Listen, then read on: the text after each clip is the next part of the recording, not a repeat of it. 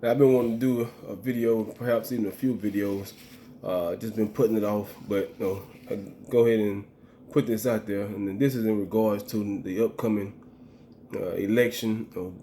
We know we all are at a time when things are very strange to some folks, I believe, but we are right where we should be. But I'm going to go through these things real quick, just a few minutes, and looking at these things from a biblical perspective. I'm going to be very frank with it. There are some leaders, so-called, whether they want to put themselves in the leaders of the community just because they have certain platforms. These athletes, entertainers, whatever they want to be, attorneys, they're putting themselves as leaders of especially the black community, but definitely not a leader of mine, and definitely not a leader of the community, as many people will tell you. But nevertheless, even in the churches, which I want to just really deal with, for those of us who call ourselves children of God and those who call themselves Christians, even in the church, there are those who are supposed to be leading, I believe, are misleading the people in the sense of endorsing a candidate that or a party or an administration that does not stand for the biblical principles that God has called us to stand for. And there's a few things I'm gonna touch on. I got a few little points, and don't take my word for it. When y'all go out there, research it, look at it for yourselves, look into the history of both sides, the main two sides, the Democrats and the Republicans, and see for yourself. But I would ask those who are calling themselves Christians to stop calling yourself a Christian if you are voting against the principles of God. There are some issues as far as character issues, but I believe there's character issues on both sides, in both administrations rather. We can't just say, oh, there's character issues. That definitely can they be different or be better? Yeah, but we got to get past the character of a man as far as how he acting and start. Let's look at these policies. First and foremost, let's talk about we want you to go out and look at the religious freedoms. There's some that are opposing religious freedoms, want to make things tighter for the church, and which it all comes down to is all comes down to an attack against Christianity, against God's people, against the true living God, His people. But the religious freedoms, they want to take those things away from you, want to tighten those things, or want to make you do certain things, and say that you are obligated by law to do certain things. But you better take a look into it and see which side stands for the religious freedoms that we are accustomed to, that we should have, and that we believe in, versus the side that wants to try to make you do certain things according to a law or a policy that they want to put in place.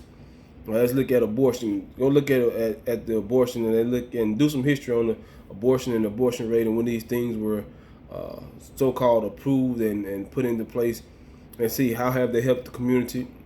Some may say it's good, and some say it's bad. Some say it's a woman's choice, but we're not going by that. We're gonna go by what the word says. So if you are voting for those who think abortion is good, again, I'm gonna tell you, check your relationship with Christ. Also, another big point is this homosexuality agenda that's being pushed to try to push, and which this is I believe a gateway sin to other issues. But y'all see me doing this, that's because I just ate my lunch, so still got a few things in my teeth. But there's I believe in my mind, homosexuality is a gateway sin, in a sense, the sin that is being pushed to legislate itself to be legal. And there's other things that will eventually follow. But you keep your eyes open, you'll see these things. But abortion, where do you stand on abortion? Well, not where do you stand, but where does God stand? If you call yourself a child of God, where does He stand on abortion?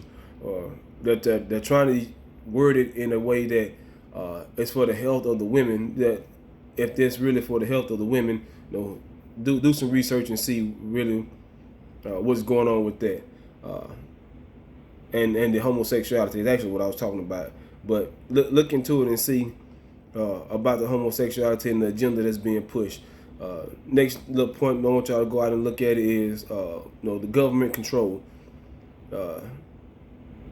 More government control. Some people think it's great or it's a good thing. Nah, not so. And others think, hey, we need to stop putting the government and stop having the government involved in everything, which that's the way I believe things should be. If you look at it, and you best believe that Revelation is real.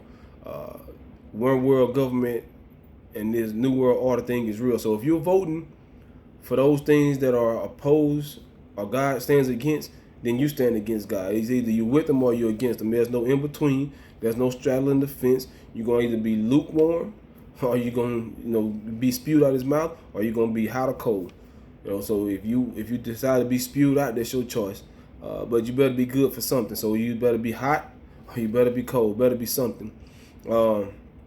Another thing I'll bring up, for those who've seen it, this post I put up yesterday, whenever it was about taxes. Like, well, if it's all biblical, why'd you bring up taxes? Well, I'll tell you why I brought up taxes. It's because it all ties back into a biblical perspective. Is if you're going to be taxed more, that they're saying that healthcare they want to make free. If healthcare is free, that means taxes are going to go up. Although they say taxes are not going to go up, I put the slide out there, and there's more information out there that shows you taxes will go up. And not only are they talking about free healthcare, so in this free healthcare, women will have free healthcare also. And in this healthcare, abortion is part of this free healthcare. So now, not only are they pushing abortion on you and saying, oh, it's good, it's legal.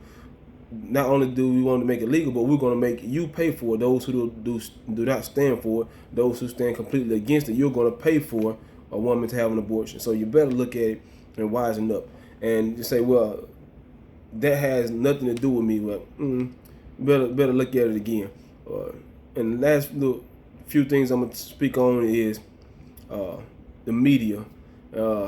People are saying, oh, this person is like this, and says, well, Trump he's against this, or he's against black folks, he's homophobic. They go on and put all this stuff and say he's causing division, he's causing hatred. The media can make you look in the way it wants you to look. They're going to take sound bites and snippets, and they'll put it out there and throw a title on it, and then you're going to run with it instead of you doing your own research. I can say I've done that before, but at some point, we're expected to do better when we know better. So I'm trying to help you to know better so you can do better. So go out there and research. Say he's a racist, and that's mainly one of the biggest things for people that look like me would throw out there out of ignorance and not have no idea as to what they're saying or why they're saying it. Video getting kind of long, so I'm gonna go ahead and hurry up. Also, another thing, and I may dig more into these things individually as if I do other videos. But another thing is, in the Democratic Party, people are preferring programs over principles.